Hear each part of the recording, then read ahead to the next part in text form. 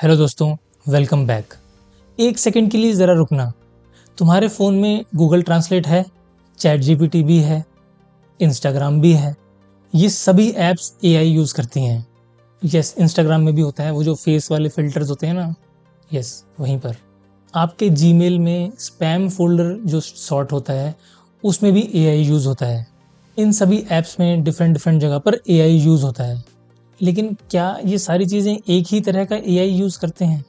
बिल्कुल नहीं।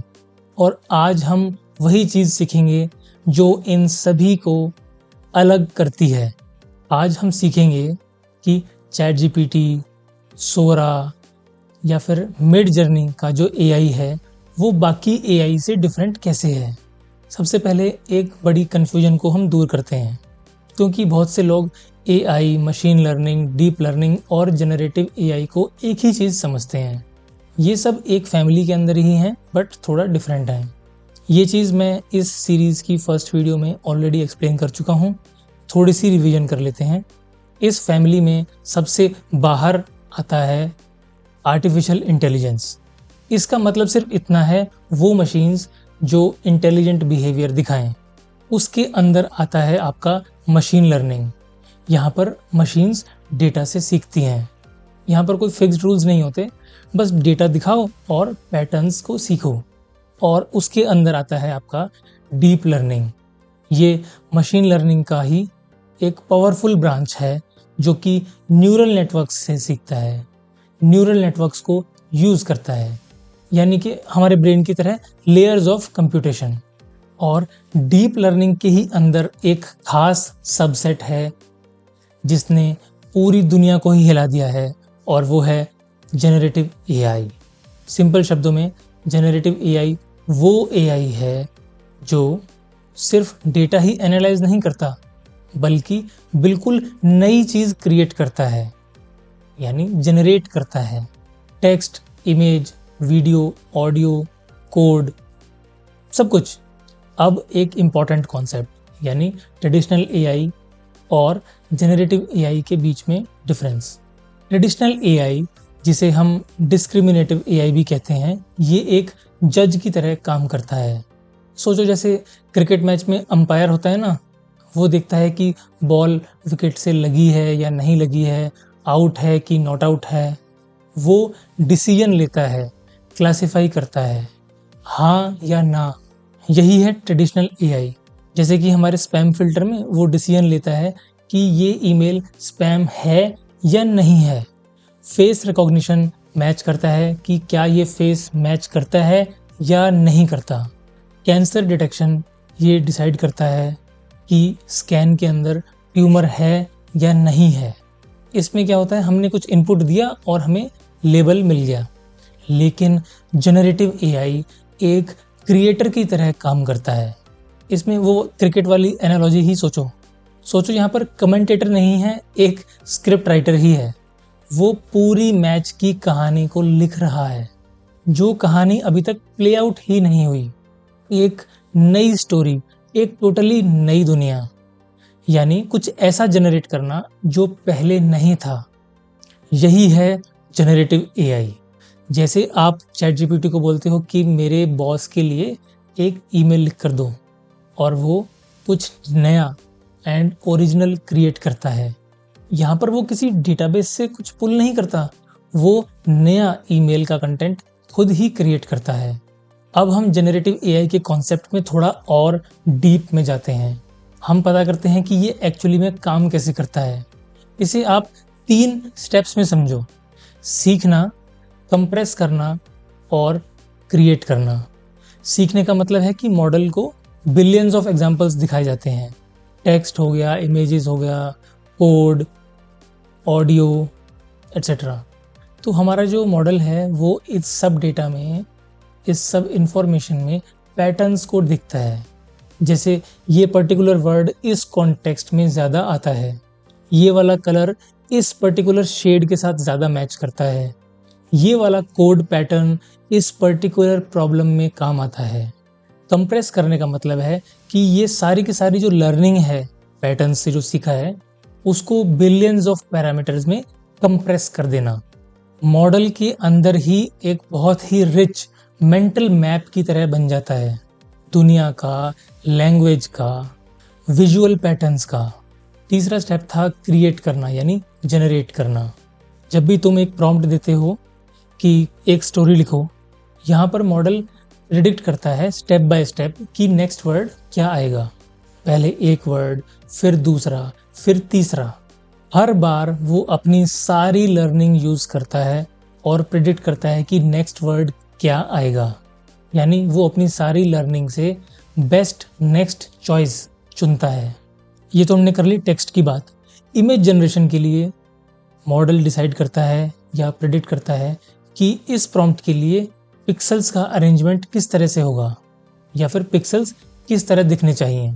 Audio generation के केस में ये प्रिडिक्ट करता है कि साउंड वेव कैसे बनेगी। ये देखने में आपको थोड़ा क्रिएटिविटी की जैसा लगता है, बट ये वैसी क्रिएटिविटी नहीं है जैसी हम ह्यूमंस में होती है। ये इस दुनिया का सबसे complicated and sophisticated pattern completion engine है। लेकिन इस पैटर्न कंप्लीशन में और क्रिएटिविटी के बीच की जो लाइन है वो बहुत ही ब्लरी है। वो इस तरीके से पैटर्न कंप्लीशन को अंजाम देता है, हमें लगता है कि ये मॉडल तो बहुत क्रिएटिव है। अब मैं आपको वो चीज़ बताता हूँ जो बहुत ही कम लोग एक्सप्लेन करते हैं। अलग अलग जनरेटिव एआई टूल्स अलग अलग आर्किटेक्चर पे काम करते हैं। इसको ऐसा समझो कि जैसे अलग अलग टाइप का आपको खाना बनाना है तो उसके लिए अलग अलग टाइप के यूटेंसिल्स लगेंगे। बिरयानी बनाने के लिए अलग टाइप का यूटेंसिल लगेगा, इडली के लिए अलग टाइप का यूटेंसिल लगेगा, डोसा बनाने के लिए अलग टाइप का, केक के लिए आपको अवन चाहिए होगा। यानी कि एक ही चीज़ सबके लिए काम नहीं करती। ट्रांसफॉर्मर्स होते हैं टेक्स्ट के उस्ताद। ये वही आर्किटेक्चर है जो chat GPT, Claude, Gemini, Llama के अंदर होता है। इनका काम होता है एक प्रॉम्प्ट का जवाब देना, टेक्स्ट लिखना, कोड बनाना या फिर समराइज करना। ये एक खास टेक्निक यूज़ करते हैं जिसे हम अटेंशन बोलते हैं। इसमें मॉडल आपके हर वर्ड को बाकी सभी से कंपेयर करता है साइमल्टेनियसली। इसीलिए इन मॉडल्स को हमारा कॉन्टेक्स्ट इतने अच्छी तरीके से समझ आता है। डिफ्यूजन मॉडल्स इमेज और वीडियो क्रिएशन के लिए यूज़ होते हैं। जैसे आपका मिड जर्नी है, स्टेबल डिफ्यूजन, एडोब फायरफ्लाई, सोरा, ये सब डिफ्यूजन मॉडल्स ही यूज़ करते हैं। ये काम करते हैं एक स्कल्प्टर की तरह। वो जो मूर्तियाँ तराशते हैं ना, उनकी तरह। इमेजिन करो एक पूरा हमारा मार्बल का एक ब्लॉक है, तो स्कल्प्टर जो है वो चिजल से उसे तोड़ता है piece by piece, again and again, जब तक पूरी मूर्ति नहीं बन जाती। डिफ्यूजन मॉडल भी शुरू करता है बिल्कुल प्योर नॉइज़ से, यानी कि रैंडम पिक्सेल्स, और फिर वो धीरे धीरे उस नॉइज़ को रिमूव करता चला जाता है और उन पिक्सेल्स को एक साफ एंड क्लियर इमेज में कन्वर्ट कर देता है बेस्ड ऑन योर प्रॉम्प्ट। सोरा ने बिल्कुल यही सेम चीज़ वीडियो के लिए करी है और फिर पूरी दुनिया ने देखा कि एक प्रॉम्प्ट से सिनेमैटिक वीडियो भी जनरेट करी जा सकती है। इसमें और भी कॉन्सेप्ट्स हैं जैसे कि generative adversarial networks, variational auto encoders. ये सब आपको जानने की ज़रूरत नहीं है, इनको स्किप करते हैं। अब एक बार हम कंसोलिडेट करते हैं कि जनरेटिव एआई क्या क्या बना सकता है। सबसे पहले है text. Chat GPT, Claude, Gemini ये जनरेट कर सकते हैं emails, stories, reports, code, summaries, सब कुछ, हर तरह का टेक्स्ट। दूसरा है इमेजेस। इसमें जैसे कि मिड जर्नी है, एडोब फायरफ्लाई है, एक प्रॉम्प्ट दोगे और बढ़िया सी पेंटिंग आपको बना के दे देगा। वीडियो के लिए सोरा बाय ओपन एआई, वियो बाय गूगल, रनवे, केलिंग एआई। अपना एक प्रॉम्प्ट दो और आपकी एक सिनेमैटिक वीडियो तैयार हो जाएगी। इसके बाद आपका ऑडियो एंड म्यूज़िक। इस फील्ड में 11 लैब्स बहुत पॉपुलर है। ये किसी की भी आवाज़ को क्लोन कर सकता है। सुनो जैसे प्लेटफॉर्म्स से आप ओरिजिनल म्यूज़िक क्रिएट कर सकते हैं। बस आपको लिरिक्स या फिर मूड बताना होता है। उसके बाद जनरेटिव एआई कोड भी जनरेट कर सकता है। GitHub Copilot, cursor, Claude code, इनकी हेल्प से डेवलपर्स आजकल अपना ज़्यादातर टाइम सोचने में लगाते हैं और कोड लिखने में कम लगाते हैं। इससे रूटीन कोडिंग टास्क में more than 50% of the time आपका सेव हो जाता है। इसके बाद जनरेटिव एआई आपके 3D स्ट्रक्चर्स और साइंटिफिक कंटेंट भी जनरेट कर सकते हैं, जैसे गूगल डीप माइंड का अल्फा फोल्ड। ये एक जनरेटिव एआई ही है। इसने 200 मिलियन से भी ज़्यादा प्रोटीन स्ट्रक्चर्स प्रिडिक्ट करे हैं। यही सेम काम पहले साइंटिस्ट्स को करने में डेकेड्स लगते थे। है ना मज़ेदार बात? ये सिर्फ डेमो के लिए नहीं है, ये रियल इंडस्ट्रीज़ में रियल काम भी करते हैं। हेल्थ केयर में जनरेटिव एआई के जो मॉडल्स हैं, इनको यूज़ करके सिंथेटिक पेशेंट डेटा जनरेट किया जा सकता है फॉर रिसर्च पर्पसेस, बिना किसी रियल पेशेंट की प्राइवेसी को एक्सपोज करे। यहाँ पर हम एआई जनरेटेड मेडिकल रिपोर्ट्स बना सकते हैं, ड्रग डिस्कवरी में प्रोटीन स्ट्रक्चर्स को प्रेडिक्ट कर सकते हैं, एजुकेशन में हर स्टूडेंट के हिसाब से पर्सनलाइज्ड क्वेश्चंस क्रिएट कर सकते हैं। जनरेटिव एआई की हेल्प से 24 घंटे अवेलेबल ट्यूटर्स मल्टीपल लैंग्वेजेस में हम क्रिएट कर सकते हैं। एंटरटेनमेंट इंडस्ट्री में VFX की कॉस्ट लगातार कम हो रही है। वीडियो गेम्स में इस तरह के AI कैरेक्टर्स को बना सकते हैं जो कि प्लेयर्स से बिल्कुल नेचुरल वे में बात करते हैं। बिजनेस की दुनिया में जो हमारी मीटिंग्स होती हैं, 1 घंटे की मीटिंग को एक पैराग्राफ में समराइज कर देता है जनरेटिव AI। प्रपोजल लिखने में अब 20 मिनट नहीं, बस 2 मिनट लगते हैं। कस्टमर सर्विस चैटबॉट्स जो आजकल एग्जैक्ट कॉन्टेक्स्ट को समझते हैं। मैकिन्जी का एक एस्टीमेट है कि 2030 तक generative AI global working hours का 30% तक ऑटोमेट कर सकता है। अब ज़रा जनरेटिव एआई की लिमिटेशंस और रिस्क्स की भी बात कर लेते हैं। इसमें हेलुसिनेशन एक बहुत बड़ी प्रॉब्लम है। एआई बहुत ही कॉन्फिडेंटली गलत जवाब दे सकता है। ये इसलिए प्रॉब्लम नहीं है क्योंकि एआई मॉडल आपसे झूठ बोल रहा है। ये प्रॉब्लम इसलिए है क्योंकि वो तो सिर्फ पैटर्न कंप्लीशन कर रहा है, वेरिफिकेशन नहीं। एक स्टैनफोर्ड स्टडी में पाया गया कि एआई चैटबॉट्स मेडिकल सवालों में 58 से 82% तक के केसेस में हेलुसिनेट करते हैं। इसके लिए एक सिंपल रूल आपको फॉलो करना है, यही कि क्रिटिकल इन्फॉर्मेशन के लिए एआई का जो भी आउटपुट, जो भी आंसर है, उसको आप पहले वेरीफाई करो। दूसरा बड़ा इशू है बायस। एआई जो है वो ह्यूमन जनरेटेड डेटा से ही तो सीखता है और ह्यूमन डेटा में तो बायस होता ही है। रेस का, जेंडर का, कल्चर का, रिलीजन का। और हमारे जो LLM मॉडल्स हैं, इन्हीं बायसेस को एब्जॉर्ब करते हैं और वो इन्हें एम्पलीफाई कर सकते हैं। अगला इशू है deep fakes and miss information. आजकल किसी भी एवरेज पर्सन के लिए किसी की भी एक डीप फेक इमेज बनाना, वीडियो बनाना या ऑडियो बनाना पॉसिबल हो गया है। इससे इलेक्शंस, जर्नलिज्म, पर्सनल रेपुटेशन सब कुछ अफेक्ट हो सकता है। और हम कॉपीराइट के इशू को तो भूल ही गए। अगर एक एआई कॉपीराइटेड आर्ट वर्क पे ट्रेन हुआ है तो वो वैसा सा आर्ट जनरेट भी कर सकता है, तो क्या इसे हम इन्फ्रिंजमेंट कहेंगे? इस तरह के लीगल बैटल्स ऑलरेडी कोर्ट्स में चल रहे हैं। इन जनरेटिव एआई मॉडल्स की एक एनवायरमेंटल कॉस्ट भी होती है। LLM मॉडल्स को ट्रेन करने में enormous amount of energy consume होती है। इसमें सस्टेनेबिलिटी एक जेन्युइन कंसर्न है, जो कि आजकल की जो लैब्स हैं वो इस प्रॉब्लम को मिटिगेट करने की कोशिश कर रही हैं। इसके बाद मैं आपकी एक कन्फ्यूजन और दूर करना चाहता हूँ। लोग अक्सर जनरेटिव एआई को AGI यानी कि आर्टिफिशियल जनरल इंटेलिजेंस से कंफ्यूज करते हैं। ये एक बहुत ही सीरियस गलती है। जनरेटिव एआई वो वाला एआई है जो हम आजकल अपने आसपास देखते हैं।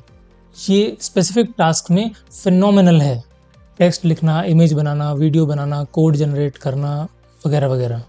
लेकिन ये सिर्फ वही करता है जिस पर ये ट्रेन किया गया था। इसमें कोई अंडरस्टैंडिंग नहीं है, इसकी कोई कॉन्शियसनेस नहीं है, इसके कोई गोल्स नहीं है।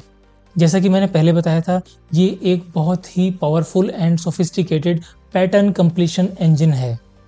लेकिन AGI आर्टिफिशियल जनरल इंटेलिजेंस अभी एग्जिस्ट नहीं करता।